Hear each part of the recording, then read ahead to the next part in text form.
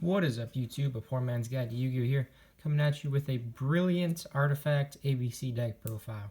Now, I've seen a lot of people walking around with like brilliant ABCs and it's doing really well, but people are playing Dimensional Barrier and that's a great card, but it still gives you access to other plays in your X deck. It doesn't completely stop you. Like you can still go into Xyz if they call Fusion, or still go into Fusion if they call Xyz, something like that.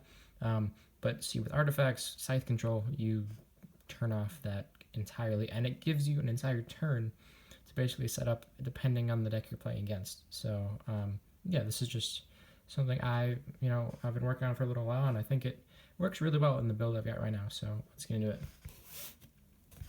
So for the main deck, very standard kind of 3A obviously, 3B because best card of the ABCs, and I only play 2C. You only need 2C because you can send it with Brilliant Fusion, so it's easy access to get into the deck. And I'm only playing one Dark Hole, so it's only relevant kind of if you're playing Dark Hole, because then you can destroy your own monster and get this special summon from your hand. So given the fact I'm not playing as many Dark Holes, and you can just send it with Brilliant Fusion, it's just not as relevant in that fact. So only two of those. For the gadgets, we've got 2 gold and 2 silver, pretty standard stuff. Don't run Thrasher, don't really feel like I need Thrasher. Basically, your ideal turn 1 board is just a piece with an equipped and then maybe 3 or 4 set cards. If you can do that, which happens pretty often. Or you can just Yugioh, and then if you Yugioh into, Sanctum, you pretty much win the game, because you'll get Buster out and you get a Yugioh out and you'll have a Sanctum set, so Scythe on their turn. So it's really powerful. And you can also just set Scythe before you Yugioh, because it's not an issue. 2 Maxis, thought about getting rid of this card. You can, it's your personal choice. You could play Thrashers instead of these, but I like Maxis because it is some of a dice roll format, so going second, it doesn't kill this deck, but it certainly helps to have more support cards to go second. And then, of course, we have the 2 Artifact Scythe. I'm only playing 2 Scythes for the artifacts. I tried Bagelteth, I tried Moraltech, but I didn't like them as much. They kind of got a little bit cloggy, even with playing Ignitions. So I like it just the way it is, with 2 Scythe and 3 Sanctum. It's like the perfect engine size that doesn't clog, in my opinion. And then we've got, of course, the 1 Brilliant Fusion target. I don't run Garnet because this is like so much cheaper. And if you look at its stats right here, it's only 1800, so only 100 attack points easier. And it's like somewhat relevant in the sense that if they try to like crash, if you're playing in the mirror match and they have an A with a C equipped to it, if you have Garnet face up on the field and they crash into it, then their C gets destroyed and they get a special summon. If you have this the Emeralds face up on the field and they attack into it with A, it's just obviously just gets destroyed and you take 100 damage, but you're avoid completely Buster. So it's good against the mirror in my opinion. That's why I run it at 1800 instead of 1900. And then for the last monster, you get the 1 Trick Clown for Brilliant Fusion stuff. Really good card. Another thing I found with Thrasher is when I was playing it and testing with it, I'd always have like an extra level 4 and nothing to do with it, so it was just ended up always being the Thrasher, and it was just just not needed. It's an extra special summon that you just don't necessarily need. On to the spells, very standard. We've got triple Union Hanger,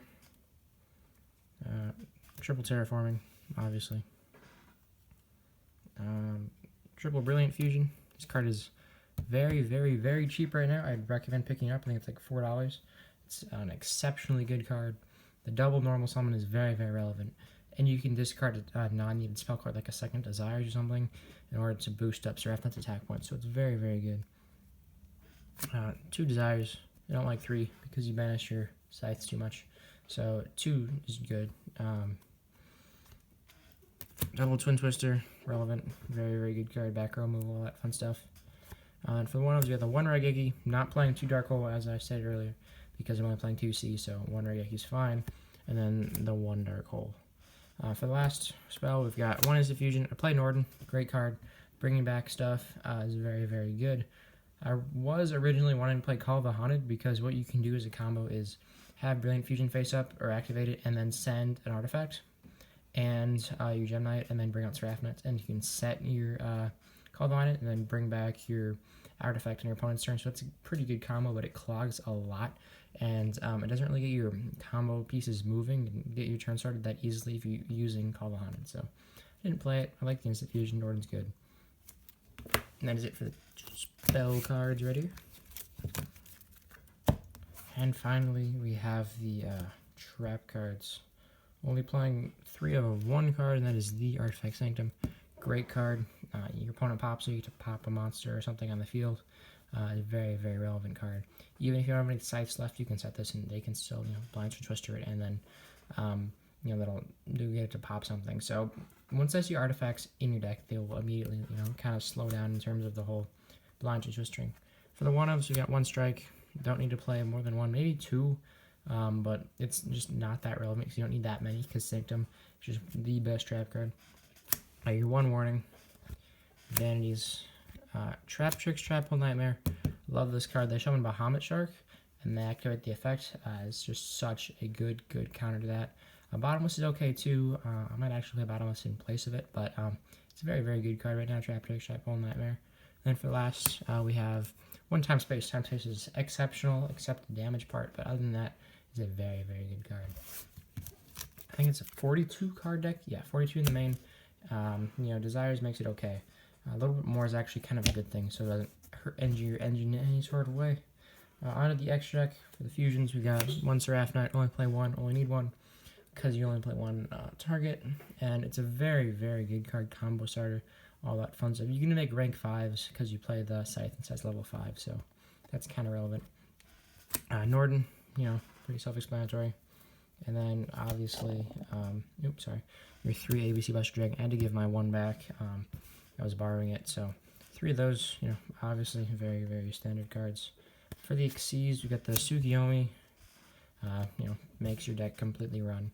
Rafflesia, because there are boards you can make where you have, your Yugioh, Rafflesia, and a Buster, and you pretty much auto-win after that.